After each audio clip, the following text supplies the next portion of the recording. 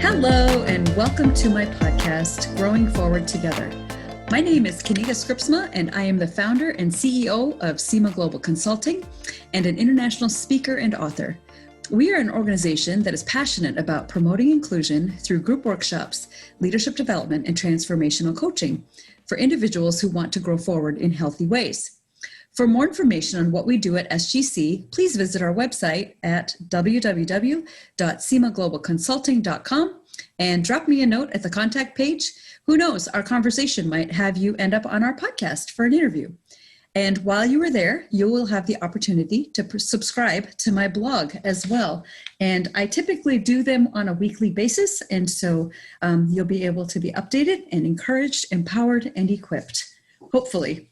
All right. Well, for today, our topic, we've been playing around with the title a little bit because of the uniqueness of this story. So we decided to go with the topic titled Indian and Single, Still. Now, for those who don't understand that title, it simply means that it's based on the Indian culture and how in the Indian culture, we tend to there's a stigma that's attached to girls in general, that if they're not married by a certain age, then challenges ensue, and it's considered a stigma to not be married. You know, kind of like a young girl's role is to eventually grow up, get married, have a family, and basically focus on her husband and her children. Now, that's not all bad. But in a culture where shaming is involved and put downs and criticism, it can get really ugly. And so I was super thrilled to meet our guest for today, because not only is she similar in my age, we have very similar backstories. She is Indian. She's from there, from Mumbai specifically. But I was really enamored by our time together, our conversation. We made each other laugh and really enjoyed getting to know her. And I hope that you are able to get to know her as well.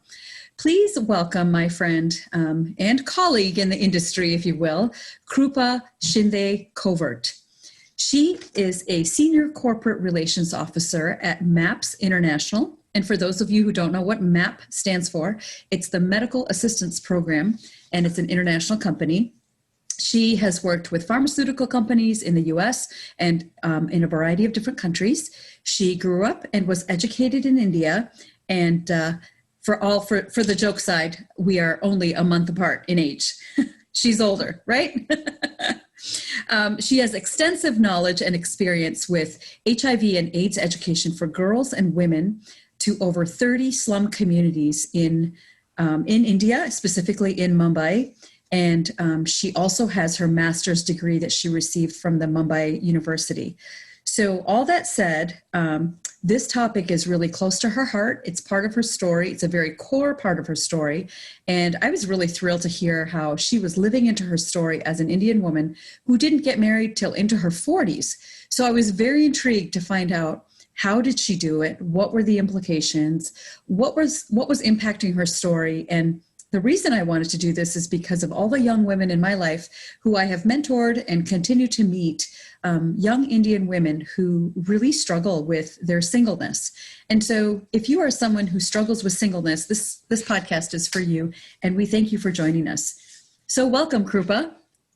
Thank you, Kanita. What an honor, what a joy, what a delight to see you again and chat with you over a cup of chai. Love it. And we even worked out the time change with you in Atlanta, Georgia, and me in Grand Rapids, Michigan. I love that technology gets to reconnect us again, huh? Absolutely love it. Awesome. So, okay, let's just dive right in, because I'm sure a lot of our listeners are really excited to hear about how does one handle a stigma that's so deeply rooted in a culture that's so beautiful, right? Indian culture is absolutely beautiful with a lot of different nuances to it, but there's this stigma that says if a woman is not married at a young age, if not, an arranged marriage, or finds a groom or a bride, a groom, and then that's a problem, that there's a problem with her. Would you share your story and the connections that it has to that stigma? Like, how did you navigate those waters? Wow, that is a loaded question, I have to say. So my story is, I grew up in India, in the city of Mumbai, and I am the eldest of 4 siblings. So I am the first one. My sister is after me, 2 years younger, and then I have 2 brothers right after. We each of us are 2 years apart. And what happened in my life is at the age of 21, when I had just finished my bachelor's degree and was studying for my master's degree, my amazing dad, I call him amazing because he was truly the rock of our family. He was gregarious. He was a fantastic leader. He was a teacher, and, he would come into the room and light up the room. So he was a very important backbone of our family. He fell ill, and within 3 months, our entire life changed because he had a massive tumor in his brain. Mm-hmm. And his deterioration happened very rapidly, and literally from day 1 to day, 3 months later, he had to be operated. He was paralyzed, he was bedridden, and within a year, he passed away. And so in a society where dating is, at that time, and I'm talking about early 90s, dating was sort of a no-no. Mm-hmm. Typically Indian, I'm not saying no one does, but a normal Indian conservative family, which is what I come from. Sure. Dating is not happening. So usually marriages are arranged. Sure. Most of the time marriages are arranged by the dad of the woman. Because the dad, it's a very patriarchal society. The dads are the leaders. Mm-hmm. Usually the wives or moms are kind of complementary. They play a complementary role. And so that was true even in my family. Like my dad was part of 11 siblings. So I have uncles and aunts galore. Oh, yes, I do too. Raised in, with my cousins. And most of my cousins were married at 22, 23. And, there was a lot of festivity. But by the time it was time to arrange my marriage, my dad passed away. And my mom, by personality, was a very docile, dependent kind of a person. She was a wonderful mother, and she, loved us all, took care of us. But she was not someone who would take charge and become a leader of the family and arrange things. Sure. So there was a huge gap left in my life, because at the time when my dad now I was starting to get proposals at that time because he was a prominent leader in our community. Okay. And so, Mr. Shinde's daughter is she's becoming a marriageable age. And my dad had this vision for me. He said, no, you're not going to consider marriage until you finish your master's degree. Wow. And so I was actually in love with someone at 19.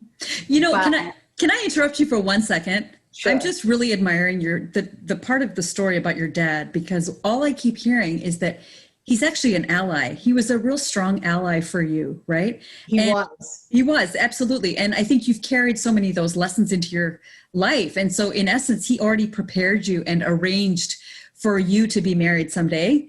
Yes. Right? And he was just really building into you that sense of allyship that we talk a lot about in cultural circles and racial circles, and the need for that. And so I just want to say a shout out that's such a special gift for you to have as a young girl. I can't relate, but I really appreciate hearing stories like that. I completely agree. Mm-hmm. I think it was his vision for my life that later on, looking back, I was so grateful for, because the rest of my uncles and aunts sent their children to a Marathi medium school because it was easy. It was, available, public schools were available. And so they all studied, most of them studied in Marathi medium school. It was my dad who insisted that all 4 of us went to an English medium school. Now, he didn't make a lot of money. He was kind of a nonprofit kind of a worker. And so his salary was very limited. But because he and my mom had that vision for us, and now I'm so grateful. I mean, imagine if I didn't have the knowledge of English, I wouldn't be competing in global markets like this and obtaining a job in a place like this. Absolutely. And so it was his vision. So I agree with you that he was an ally. Mm-hmm. He had a vision for my life that was grander and better. Mm-hmm. Than just typically me getting older, getting married, having children, and settling down. Yeah. He could see that I was bright and that I could achieve. And so even when I liked someone at the age of 19 and I went and told him, and he said, no, you need to stop. And of course it broke my heart because, at that age I was smitten by this guy. And You mean of we course, don't? there was no dating. It was Right. like, you would just like, it was like a crush, and, it was like Sure. a long distance type thing. But so yes, I agree with you that he was an ally. But at the age of like when I was about 22, he passed away. And because I was the oldest child, and because family is such an important part of our life, like I think Americans probably will not understand. If something like this happens, as an individualistic society, you would kind of go on and carry on in your life. But Right. as someone coming from a very communal and a familial society, I had to step in and literally take on the role of the head of the household. Wow. I had just gotten a job. And so I shelved my life. I had to shelve my life. And what does that mean? What did that mean for you in that space? Shelve your life?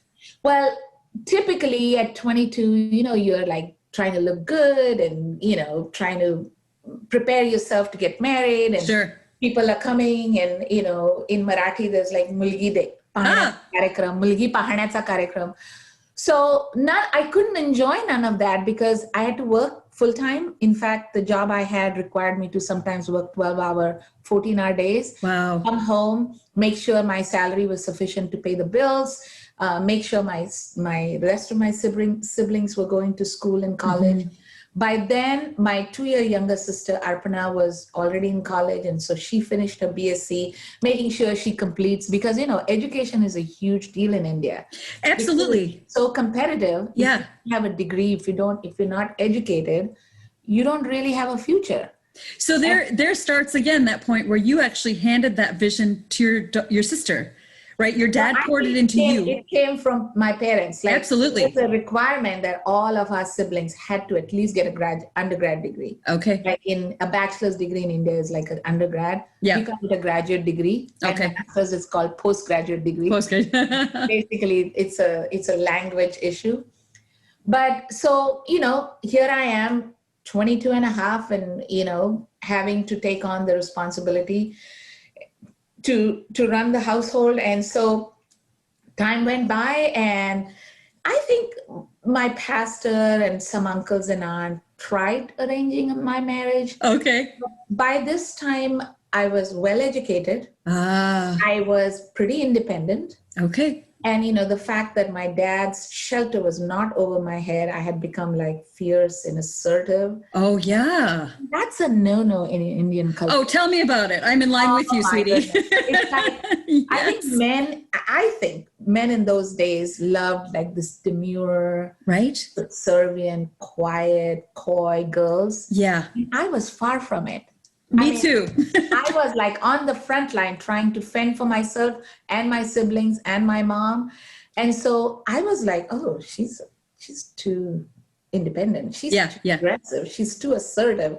And so even if I had interesting proposals, it wouldn't go anywhere because, khub shikli, she's too educated. Or I love that you're throwing these Marathi words in. It's reminding me of all my aunts and uncles and cousins. And when they hear this, they're going to love that too. So and so, I was working as a project manager of World Vision, and I was handling a massive project. I had 17 people reporting to me. Wow. At the age of 26, that is too much leadership responsibility. So by nature, sometimes my sister would say, "Bhai, tu office made boss. You are a boss in the office." Yep. But I think it did something to my personality that I became assertive and kind of bossy. Okay. That went against the proposals, that went against the idea of getting married. So in essence, a girl who is, asserting herself is called bossy. And that's a common thing here in the States as well. But I feel like that's something that we grew up with as well with our Indian culture background. And I didn't grow up in India. I grew up in Canada, but it was still with an Indian family. And I think not just my family, but other relatives and other scenarios, it was, she's being bossy. She's being too assertive, almost intimidating, right? Would be another way to put that. I think intimidating is a good word because life took that turn for me when my dad was gone and I had to lead. Those leadership qualities actually were detrimental for me to get married. Right. And which is crazy, right? Like Well, here it's crazy, but in India it's still. And so I think so. The whole combination of those things made it, and we were just surviving, struggling, and literally, I mean, looking back, I think my dad's passing was a huge trauma that the entire family, and it just like instantly made us all grow up, instantly took away our youth. And looking back, I'm telling you, Kenita, I lost the entire decade of my 20s. Oh man. I feel like my entire youth, like people that do fun things during that time, Sure. I just didn't have the time to do it. I just didn't have the bandwidth to do it. I couldn't do it. And so as a result, time went by, and lo and behold, I'm 28, and 28 is too late. Yeah. Every time I went to church, it's like, "Azun ka lagna nahi झालं. When are you getting married? काय Yeah. झालं?" Yeah. And then as people talk, they're like, there's some problem. That's so sad, eh? Oh. Yeah, it was, that was one. And then of course the stress, I look at my pictures from that time. Yeah. If you look at my pictures, I look dark. Oh man. I had a thyroid condition that went undiagnosed for a long time. Okay. I looked horrible. Sure. So your body was responding to the stress, even though that was the season where you were pouring out, you were building a home for your family, trying to help take care of the siblings and your mom. Yes. And so I think I didn't look good. I was considered too bossy and assertive. Sure. And so all of these things were like, no. Well, and there's that other piece of the stigma, if you will. I can't think of a better word right now. But if we're not focusing on our looks in that season of our life, then of course there's another reason why we're not going to get married, right? And no one's going to look at you. Yeah, and the other thing is, I think growing up, some of the other cultural things that came into play in my life. Yeah, I'm darker. Like okay, my skin is brown. I have dark, long, straight hair. Yep. My sister was the opposite. She was fair. Okay. Like she wasn't white, but she was much, much fairer. Sure. And she had this long curly hair. Mm-hmm. So even as we were growing up, family gatherings, uncles and aunts would I would say, like make a self-fulfilling prophecy kind of thing, where they would say, "He kari far." I got the same thing. Yeah, Arpanala Tangala Naura Mere. Like her sister is like prettier. She will get married really soon. And literally, I grew up with the belief that I'm not a good-looking girl, and so I kind of overcompensated by, okay, then I need to do well in school. I need to do well in my degrees. I need to get a good job, and so I kind of overcompensated, which was also not too good in the marriage market. Okay, so then in that case, it's not only the stress that was happening, right? It's the season, you're not taking care of yourself. And then we throw this big log of comparison into the equation. And so now you're playing the comparison game and then starting to believe some of the lies, right? Because they're lies, right? You knew they were lies, but I had to, for the last 10, 12 years, I have to rewrite that script in my head. Yeah. Actually, I am a pretty girl. You are. Actually, my skin, like here, it's only when I came at the age of 30 to the US, people started appreciating my brown skin and saying, "Oh, you have," like most of my white friends, like, "Oh, we're pasty white. You are so beautiful." And it's hard for me to take that compliment because I'm an ugly girl. Yeah. And so kind of in my head, it's like, "Oh, no one's going to like me. No one's going to, no one's going to accept me." And so all of those things were happening, and time went by, and here I am. I'm almost 28. Yeah. Nothing has happened. And so one day, by this time, my sister had finished her bachelor's in science, as well as done her 4-year theology degree. Okay. She had 2 degrees, and she was 2 years younger to me. So of course, she was 26, 27. I was 28, 29. And I sat her down and I said, "Look, no one's going to arrange our marriage. We need to do something about this." Wow. And so I was working for World Vision at that time, and someone within our zone, another manager who was like my peer at that time, who was a little bit younger to me, was established in his job, and someone like an older lady within our organization told me, he said, well, Mr. So-and-so is looking for a bride. And Oh, they knew my story. They knew sure. that I was concerned about my sister's marriage. I was concerned about my marriage. And so after a manager's meeting, I just walked up to this young man and Oh I my. said, hey, Mr. So-and-so, I heard that you are ready to be married and looking for a potential bride. Love it. That's And awesome. he was going all pink and purple in his feet because he's thinking, I am throwing myself at his, Oh, no. proposing to him. And I immediately said, no, it's for my younger sister. Here's Yeah. the picture. And, if you're interested, I would love to talk to you more because, we don't have our dad and I am the oldest child in the family. And he said, oh, sure, I am ready to be married and I am looking for girls, which is, मी स्थळ पाहत आहे. Marathi. मी स्थळ पाहत आहे म्हणजे I am looking for I'm still a looking. potential bride. Yeah. And so I arranged a lunch meeting for both of them. And, I came home and my sister and myself, we planned a nice lunch for him. And he came and he saw my sister and they had a little bit of chat. I was in the bedroom. In 15 minutes of conversation, she comes in and she says, he seems decent. If he's ready, I'm ready to marry him. Yeah. And I'm like, even at that age, for me, even though I lived in India, I am an Indian, I think I had a much more American mindset. Like I would have liked to know a little more about this boy I'm marrying. My sister, on the other hand, was a lot more traditional. And she literally made a decision within 15 minutes. Wow. So yeah, that's traditional. The gentleman goes back and we don't hear from him for 2 weeks. Wow. And she's like, maybe he didn't like me. Maybe he's not ready. And then 2 weeks later, we get a phone call and he says, well, my mom would like to come and see her. And by this time, I had finished 8 years of work with World Vision. I had gotten a much better job in Delhi. And so I had moved to Delhi. My sister was still in Mumbai.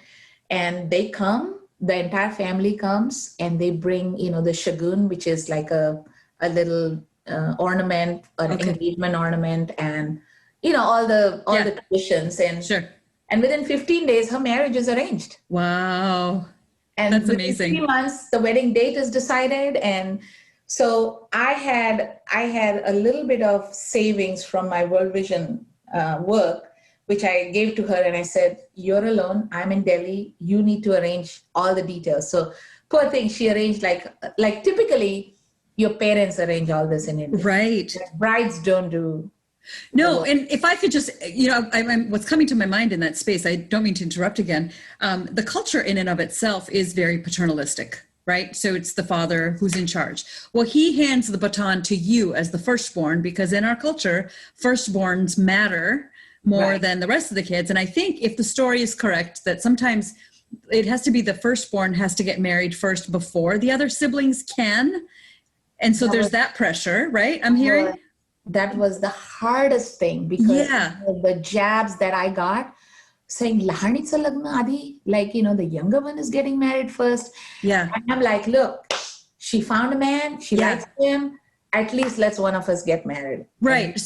So what I'm hearing though also is that you're saying you honored the birth order in the sense that you took the responsibility of the parents because your dad had passed, and now you were helping your siblings, right? And so I just keep hearing in your story, there's so much hope and there's so much you're willing to do for other people. And you continue to show in that season as you're navigating these waters that it was still going to be about considering others better than yourself.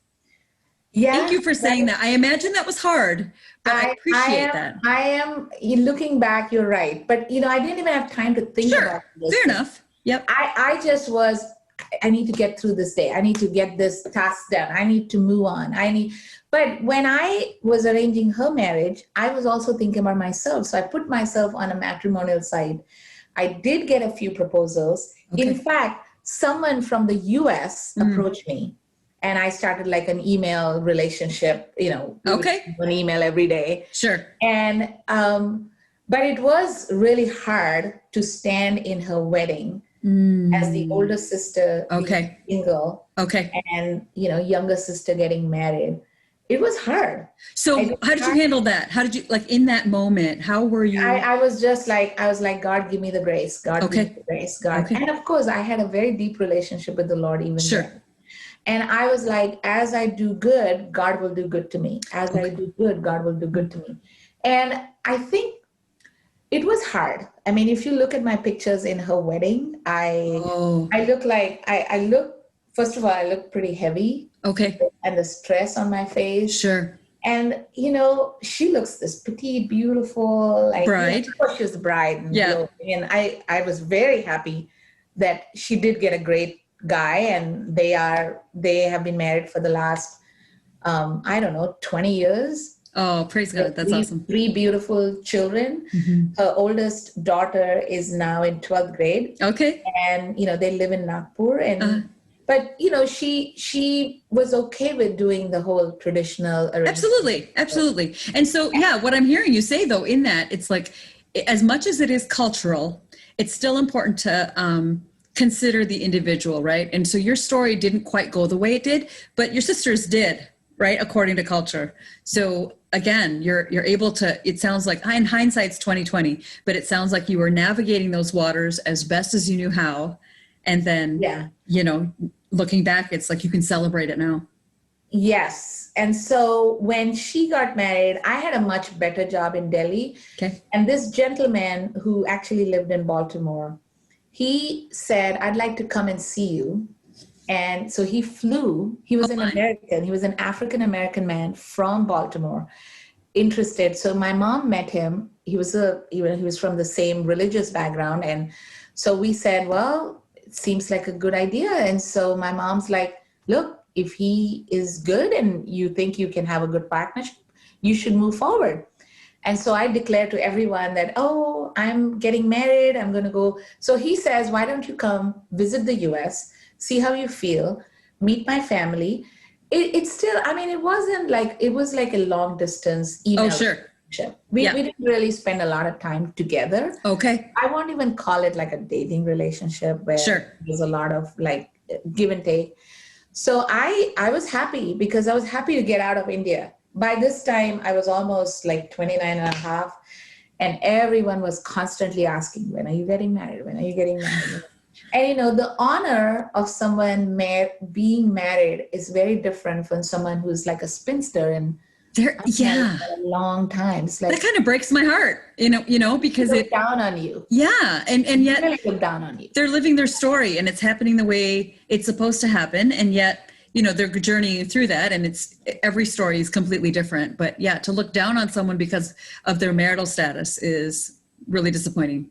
But it happens. It happens. Yeah. I have nieces who are struggling, and I talk to them every day, who are in their, you know, early 30s, and they're like, we're still not married. And it's like, you know, it's, you don't really have a good social standing if you're not married. Sure. At least in the community that I come from. Mm-hmm. So, well, I meet this gentleman and I'm like, okay. And, you know, by this time I'm well-traveled. I'm this high-flying nonprofit worker. I've handled massive projects and I have gained considerable amount of work experience. Mm-hmm. And I traveled to Philippines and Canada and everywhere else. And so when he invites me to the US, I take it up. It's a risk. I don't know him that well, but I'm like, you know, if I can get arranged marriage in 15 minutes, I at least got to know this guy through my email communication for almost 8-9 months. Yeah. And so I come here, and believe it or not, I find so many things about this gentleman that make me completely uncomfortable. Oh, man. First, he doesn't tell me that he was losing his job. Uh-oh. Secondly, I come here and find out his house, which I thought he owned a house, was in foreclosure. Oh, no. Then I find out that he has altogether $18,000 worth of credit card debt. Oh, man. Now, looking back, $18,000 credit card debt is not a big deal. But at that time, sure. From India, and like at that time, making like $1,000 a month in income in India, I was like, oh my God, what am I signing myself to? Sure. And so it made me extremely uncomfortable. And I said, look, I just can't move forward on this. And so I broke my engagement. So, okay, if I can just pause for a second to say, as you're navigating these waters of being single and getting older, and you're still putting healthy boundaries in place, it sounds like. Well, You're putting.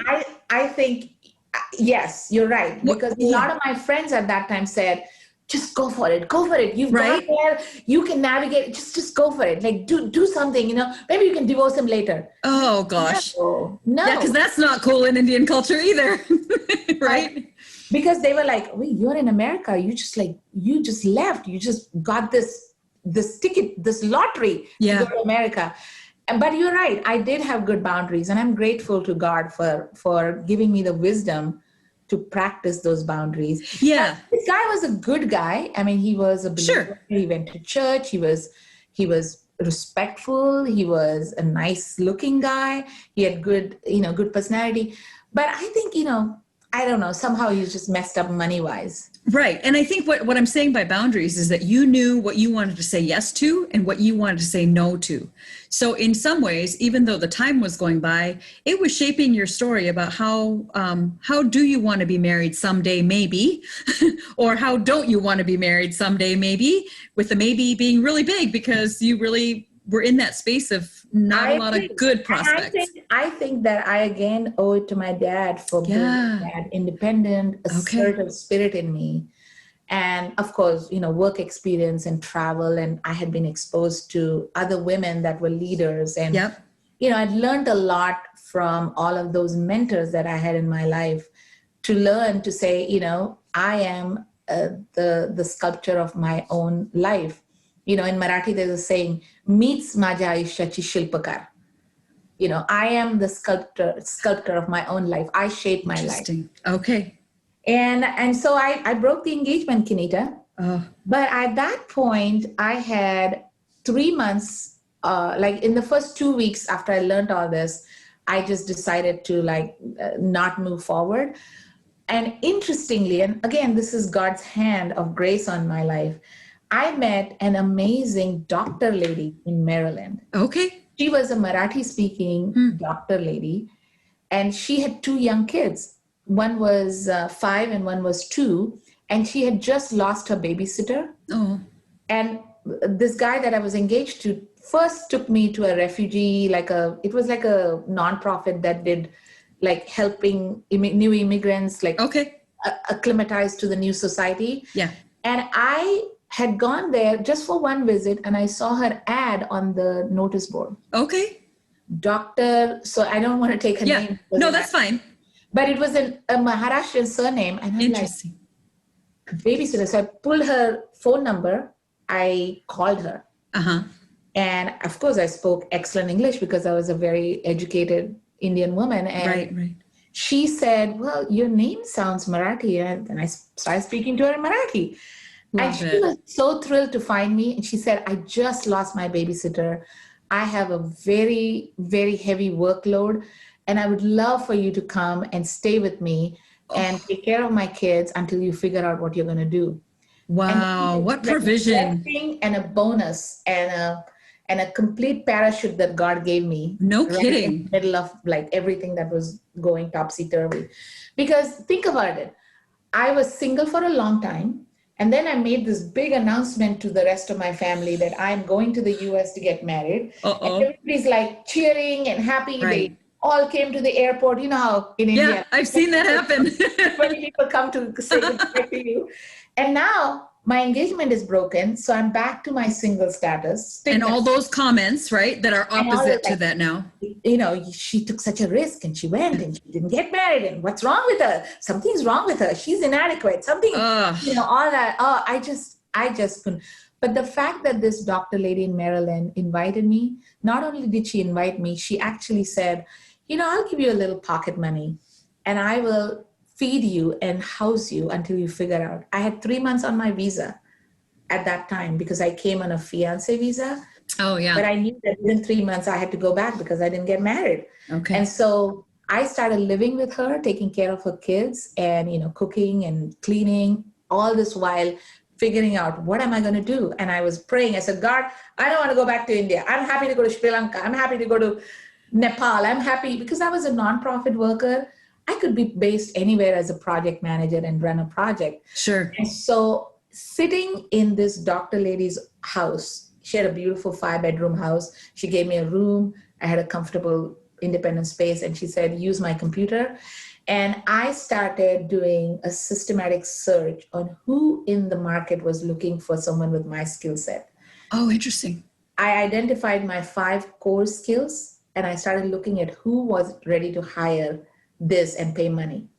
And so go ahead. Okay. So question though, right? Like you're in this space of wanting to get married and wanting to be able to start your life with somebody, but what you're instead focusing on then is your professional life, because that didn't go so well. And so what I'm hearing you say then is you don't just sit on your laurels, you do something. And what I'm hearing you say is, I appreciate that. I didn't think about that. That's why I'm here. Survival. Oh, absolutely. I have to survive. Yeah. This like collapsed. It's broken. And now I have to go back to India, and now I have to rebuild. And, I had given up a big job. I had used my savings to buy my air ticket. And it was a mess. In fact, I was crying constantly. Oh. In fact, again, another thing that I remember from that time, this was exactly from October 2002 to January 2003. This whole episode is happening. I had a Christian friend from Portland, Oregon. She was studying Christian counseling. And she told me, she said, you're traumatized, you're crying. I'm going to call you at this time every Wednesday. Oh. And she was like my pseudo counselor to help me cope through this trauma that I was going through. That's awesome. And hey, this is the month of mental health awareness. So way to shout out for that. That's awesome. That's needed. She was studying at that time, but she was very sensitive, and she and I were close, and she would just call me and I would cry, and I would talk about my broken dreams, and I would talk about my fear of my future, and I would talk about what am I going to do. And I think part of her encouragement was, it's okay. You're educated. You can get the job, and relationships do break. And she kind of helped me normalize that trauma. But coming from that culture, having not had a relationship and having your dreams shattered was massive. And so, she helped me cope with that. And that's how I started doing searches, saying, because I'm like, okay, my marriage didn't work out. Maybe I can find a job, and maybe I continued, because I really didn't want to go back to India. No, and because of the stigma. Yeah, because of the stigma. And I'm also kind of listening to this from the context of some single friends that I have in my life that are listening and going, oh, so instead of focusing on the relationship, you're now putting all that energy to a job. Like that could sound negative. But as I'm speaking to you and listening. I had a massive breakup. Absolutely. And what do? I try to find another boy within like the next week? No. True that. No, I hear you. But I think sometimes the problem is that people just move their pressure into another area. But I think the beautiful part of your story is that you're saying, no, I had a counselor on board that was walking with me in the space of the emotions, and you were still skilled and gifted and talented. And so she's encouraging you to keep moving, keep growing forward. And, as we speak to these young women that are listening, saying, I'm not married. Now that you point out, there is like this resilient streak in me where I am like, okay, things are shattered, things are broken, but I'm going to survive. Yeah. But at that time, again, the mentality was I was the oldest breadwinner. My 2 brothers had small jobs, but they were like, oh, she's going to America. She'll send us a little bit of dollars and it will help us survive. So, and my mom was still back home, and I had a commitment to that. Even though I was getting married, I had plans to maybe work and send some money back. Sure. And I had to have a job. Yeah. And so I started looking, and looking back, I remember the strategic search that I literally sent 20 applications. I sent hundreds of applications to other countries. Determined. In the US, I sent very strategic 20 applications. Believe it or not, Kenita, I got 2 interviews. Oh, wow. 10% success. Okay, fair enough. And one of them offered me a job 9 days before my visa was expiring. And so Kaumudi, this doctor lady that I was living with, she said, why are you going back? And I said, my visa expires. I will not remain in the US. I will not be illegal immigrant. Right. I go back and I pay $400 to this lawyer who's supposed to do my H-1 visa with this new job offer that I have. And I go back. And apparently it turns out the lawyer that I hired was bad. Oh, no. So sorry. Didn't say anything about it. But the guy who hired me, he was a CEO of a nonprofit in Baltimore City. Okay. That nonprofit is no longer in existence, but it was called Health Education Resource Organization. And Dr. Leo Ortega, who was the CEO then, who was a Latino man, he heard I was very honest with him. I said, this is what happened. I was getting married. Didn't happen. Now I'm going back. And he said, you're very skilled. I had actually applied for a lower position. And he said, looking at your skill set, I would like to offer you a program director's position. And I was like, oh my God. And, they offered me, believe it or not, at that time, they offered me a $54,000 per annum salary. Wow. It was a lottery. That's a little high for an Indian, right? When you think about it, you're not used for to. An Indian who was only without a degree in America, without an American degree, but with a lot of work experience, that was pretty magnanimous. Sure. And so I was really keen to get that job. So I went. This lawyer didn't do anything. I left in end of January because I had a 3-month visa. And I'm sitting and waiting. And until middle of March, nothing has happened. And so the CEO had hired me, and there was a vice president of programs who was also a lady of Indian origin, but had lived in America. So she called me and she's like, you have this job and I have to do all these reports and these grants. And when are you coming? And I said, well, ma'am, I am in India. I don't know what to do. This lawyer was supposed to file and I was supposed to get my new visa. So she says, never mind, I'll send you a visitor's visa. Just come here and we'll convert it. So I go back with a letter to be a visitor. I come back on a B1 visa. I get another visa. I come back and they say, we can't pay you, but we'll pay you a per diem because you're a consultant. And I did their grant reports. I set up the department. I was, of course, skilled in doing nonprofit work. So are you now in your mid-30s, right, at this point in the story? At this point, I'm 31. You're 31, which is technically the real crossover into becoming a spinster. By this time, I'm like, okay, I'm not getting married. So because we'll do well in my profession. Yeah, I think our listeners are going to be really excited to hear how the story goes and where you at today. So, if you could just fast forward through some of that extra work because you were back and forth for a bit. So anyway, in August of 2003, I did get my visa. I came here. Nice. I was working for the first 3 years with that nonprofit. And then I moved to MAP International, which is another large nonprofit that does health work. And that's what I've been doing for the past 16 years. I started with MAP in June of 2006, and it's now 2020. So it's been 14 years that I've been working for MAP. And then, of course, the whole marriage thing went out of the window. And then I moved from Baltimore to Atlanta, and I started going to this congregation. And that's where I actually met who is now my husband. So I eventually did meet the right man. Sweet. And how old were you at the time? I met him at the age of 43. 43. And so for those of you listening right now, if you're in your 30s, there's hope. Hang in there. Go ahead. And it is a beautiful story of there's a lot of changes that went through me. I had to reinvent myself. I had to heal myself. I had to groom myself. I had to take care of myself.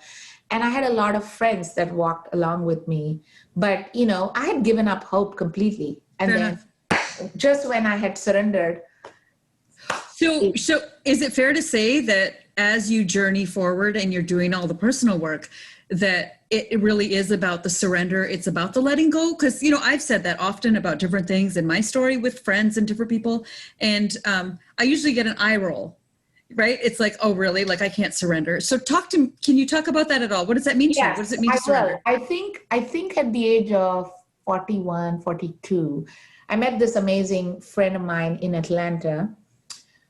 She's a wonderful Jewish woman. And one day she looked straight in my eyes and she said to me, you say you want to get married, but what are you doing to get married? Huh. Interesting It's like, question. you think God is going to like bring someone and land him in your lap? What are you doing? And it was very convicting the way she talked to me. So I said, okay, I need to do whatever I need to do. So she said, get up, lose weight, dress well, be in places where you will meet right people, and work on yourself, be the best self that you can be. And it was her encouragement that I actually started going to therapy. Okay. And in my therapy, I spent a whole year. And again, God gave me a wonderful therapist. This was a Indian woman Sure. who had a theology degree and a psychology degree. She has a Awesome. PhD in psychology. She's actually back home now and practicing counseling. She was amazing. And she really helped me grieve the losses that I had. Mm-hmm. That was the first step. And then really helped me. One of my breakthroughs was, she said, Krupa, how long are you going to grieve that you didn't get married in your 20s? Why don't you let it go and start dreaming new dreams? Honestly, that was a breakthrough. And it made me happier because I'm like, I was just stuck in my 20s, say, oh, this didn't happen. Oh, I should have been a mother. Oh, I should have been a wife. Gotcha. Yep. And that grieving had to stop. And I had to like, okay, what can I do now? I'm in my early 40s. And she said, start dreaming new dreams. So I said, okay, I'm going to save. I'm going to buy a house. I'm going to travel. I am going to live the best life in the state that I am in. It made me happier. Yeah, that makes sense. What started attracting interesting men to me. Because when you're morose and when you're like this, you don't attract good men. Fair enough. But I think there's two things that you said, one about the grieving and the other one was like, kind of get on with your life. I think there are people who really need to do the grieving and really work through that stuff. Although your story speaks differently in that you were already doing it because you had already been talking to that one counselor who was in school, right? Prior to that, working through some of those things. And now was like that. And then now was the time where you had the kick in the pants, if you will, to get moving. Come on, stop, write the new script, live into the new narrative, like get on with your life. And I think that's the part that gives other women a lot of hope to kind of grow out of their story and yet take the time to grieve, right? I think that's what you're saying. Take the time to grieve, but there comes a point where you need to just, okay, it's time to move now. Move and do something different. Yeah. And some of the breakthroughs in the therapy session for me were, she said, why are you waiting for men to give you compliments? Like, oh, no one compliments me. No one buys me flowers. No one's like, and she's like, well, learn to take care of yourself. Go buy flowers for yourself. You want a nice meal? Go into a nice restaurant, eat. You make good money. And I think what that did to me is made me a happier person. Okay. And I had this happy, vibrant, radiant face. And one of the first things that Tim, my husband, says to me was, that your joyfulness was an attractive feature. Because when women are in their 40s and still not married, and those dreams deferred make you like really sad and maroon. But I think you need to I learned to overcome that by taking care of myself. I lost 30 pounds. I started dressing well. I started going to social events where I would meet interesting people. And it just made me an overall attractive woman, which caused men to be attracted to me. Fair enough. And yet I would say some people in this culture here in the West, right? I mean, you live in Atlanta now, but just here, that mindset is, oh, you're focusing on your image. But I want them to hear that in the Indian culture, it is a little important for us to do that because of the messages we were given as kids, right? Whether it was through the culture or through specific people, we were given messages that really broke it down. And so when I hear you saying that, I'm like, oh, you go, girl, you're finally getting, your story and you're getting a handle on it. But I do think there are people that are going to hear that and go, why are we focusing on image? Like so-and-so is doing everything she possibly can and still not finding anybody. But I think what you're saying, what I'm hearing in your story, because it's similar in mine, in that we were raised in a culture that gave us messages that weren't good for our hearts or our souls. And we needed to redress ourselves, if you will. Right. And some of it is also learning to care for yourself. Yeah, that's huge. I give so much to others. Absolutely. And I am so depleted now that I look bad. I don't feel good. Yeah. But if I start investing in myself and doing self-care, I have this beautiful, vibrant personality that comes out, which makes me very attractive. And that you are filling up to overflowing, right? Right. Because that's also how your dad raised you from the story, the way we're hearing your story. I'm hearing that your dad was about filling you up, Right. whether it was education, whether it was affirmation, whether it was support, whatever he was filling you up with so that you could be overflowing. And then you were able to do that for your sister. And now you're in a place where you're able to, now you were ready. You were more ready at 43 to meet and marry your husband. Right. And so I met him and we dated. And I mean, it's a whole story and I could dramatize it for your audience, but I know we don't have time. But yeah, within 2 months of dating, he knew he wanted to marry me. And I said, well, let's take a little time. Let's figure this out. Because I hear you. I have seen other people and I have lived in America for a long time and I'm kind of more American in my thinking. Sure. And so eventually he proposes and I got married at the age of 44. Wow. Woohoo. You look Happy at for my you. wedding pictures, I was like, part of my concern was, I'm going to look like a middle-aged bride. Oh, no way. I'm telling you, the way I looked in my 20s because of all the stress, Yeah. the way I look in my 40s in my wedding picture, I feel like God gave me back the youth. God gave me the years that the locusts have eaten. Okay. As the Bible says. Yes, I love that verse. I feel like I regained so much of all that I had lost. Yeah. And I did, because by this time I kind of given up that I will never be blessed by the blessing of marriage, but I was. Yeah. And I think, what we've heard in your story is that your focus was not what appeared to look like failure.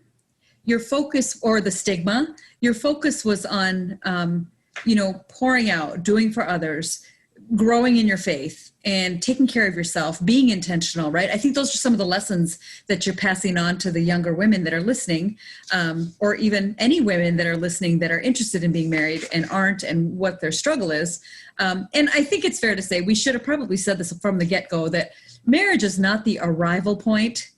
But I think when we have this desire in our hearts to be married, it changes the narrative a little bit, right? And so it is important to a lot of people. I think as women, I really do feel like women draw their sense of significance from their relationships. They tend to, yes. And men draw their sense of significance from the work that they do. They tend to, yeah. I had a great job, and yet I didn't feel good about myself because I had no one adoring me or loving me or, appreciating me.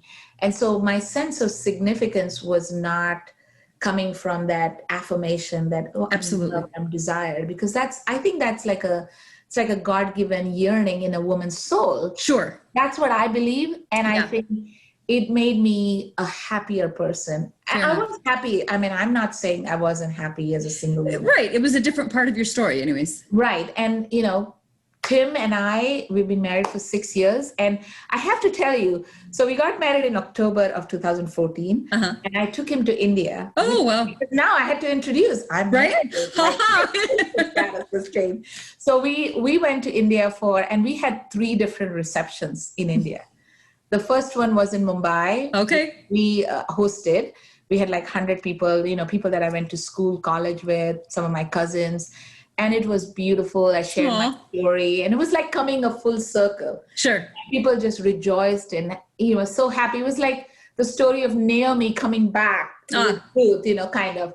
And then my sister, whose marriage I arranged, she said, now it's my turn. And she and her husband hosted a second reception for us in Nagpur. Oh, and they paid for it. Yeah, nice. There were 100 people there. That's awesome. And then I took my husband to my dad's ancestral village. Oh, wow. Village. Yeah. This is completely agrarian village, remote.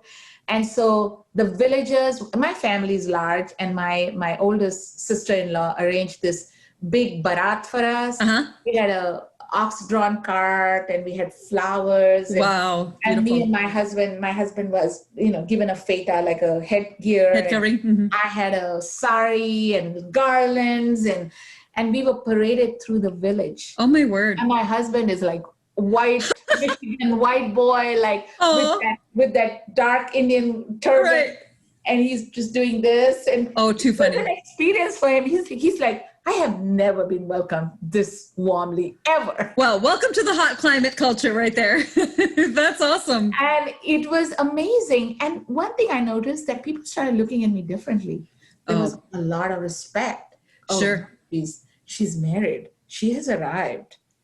And I'm like, okay. Not only did I get married, I married a white boy because, because India was Yep. ruled by the Brits for a long time. Somehow in the Indian psyche, if you're white, not only you're educated and rich and intelligent and handsome, so it's like, oh, she married really well. I've had that said to me. And I just kind of scratch my head. I'm like, okay, so he is 6'5", my husband, he is white, but, we're pretty equal, I think. I know. Yeah. I know that. But, and Tim, my husband, was like, you think they're going to be okay with you marrying a white man?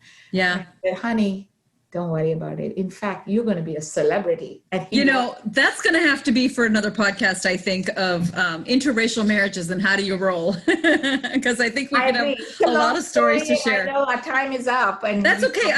I was wanting to maybe wrap up with just a couple thoughts, because I think throughout the talk, you've shared a lot of different ways for how women can focus while they're waiting, in that time. But it's also from a cultural standpoint and how they can kind of navigate those waters, so to speak, of the stigma that's put on them, right? And so I feel like you've given a lot of great things, like dealing with your stress, getting a counselor, focusing on your, maybe career during that time to really build up yourself, fill yourself up, fill your tank up. Don't play the comparison game, be mindful of your gifts, your talents, your skills. And so I think you've given them a lot of great food for thought. So I'm thinking I have two small questions. Hopefully they're small, but one, if there's a girl listening right now, what would you tell her? She's in her late 20s. She's not sure what's going on in her story. She desperately wants to be married and share her life with somebody.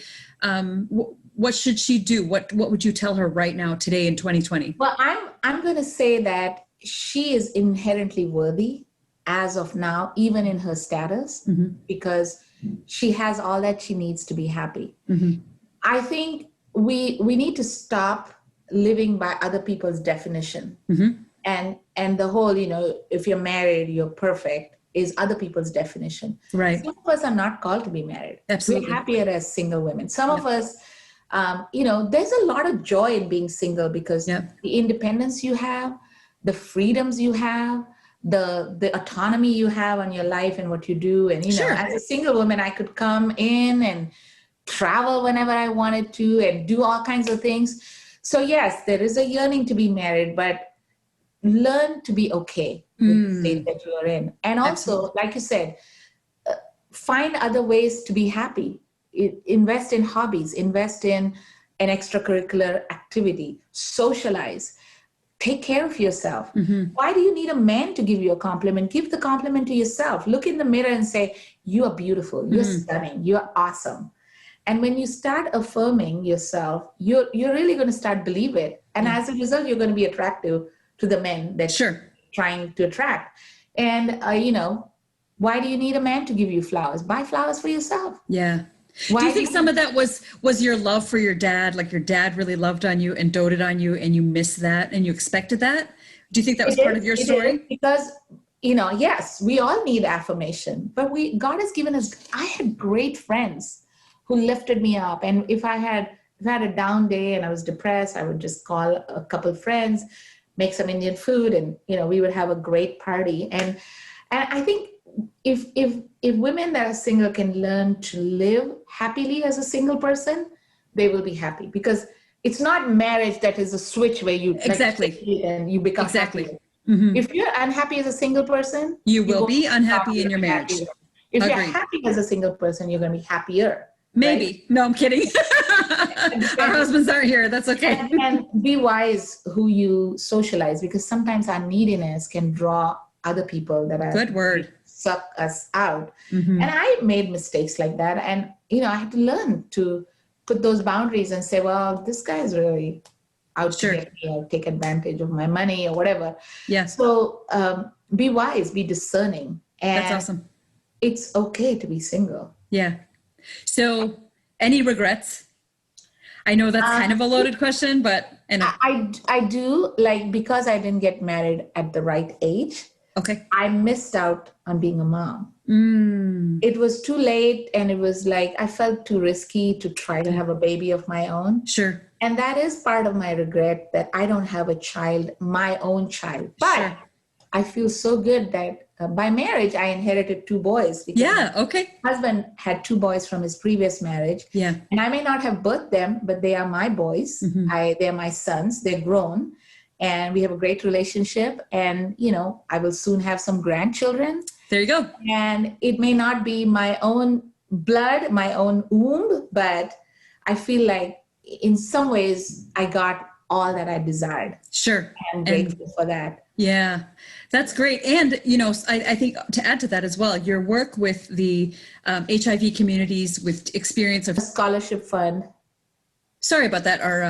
The recording paused for a second there. Yeah, you run a scholarship fund and you've been able to invest in the lives of young children. And so in essence, you have been mothering many children over the years as well. And I say that carefully, but it is out of respect for the hard work that you have done. Can you, in closing, just tell us a little bit about that scholarship fund and how you're investing in the lives of young children? I guess, I kind of went to my maternal instinct that way. I invest in young people that are underprivileged but deserving, most of them from India, because someone invested in me and I was able to get a good education and I want to give back. And so my husband and I run a small scholarship fund called the Lakshman Shinde Scholarship Fund. And we pick amazing students that are, for some reason, for lack of resources, cannot pursue higher education. So we were able to support someone who was going to BSc nursing. We were able to support someone who went into physical therapy education. We just supported someone finishing 12th grade and wanting to be a social worker in India. And, I love to take time and get to know these kids. And I like to monitor how their careers have grown. Apart from that, I invest a lot in my nephews and nieces, who are lots of them, and I'm the cool aunt. Oh, love it. Maushi from the US. Spend a lot of time counseling and giving them encouragement. And nice. They look at, it's like, if she made it, we can too. And I think that's the role that I do. So maybe in some ways, God was wise not to give me my own child. Sure. So I could be the mother to all children. Yeah. And so that's how, and I also serve on a board of an organization working in India called India Partners. Okay. And so I'm trying to give back. I'd like to be more involved with work in India. And, as I grow older and maybe someday have a nonprofit that does this kind of work, especially with women and girl children. Yeah. That's in my heart. That's awesome. I've already shared with you that we're relocating to India and going to move to Nagpur. So would love to connect with you again about any people that you would like us to connect with or have conversations with, and maybe partner to encourage other women and children there as well.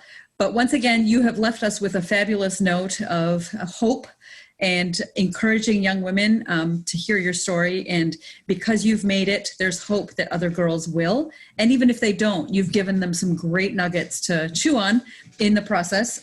So I just want to say a very special thank you for being on the show today.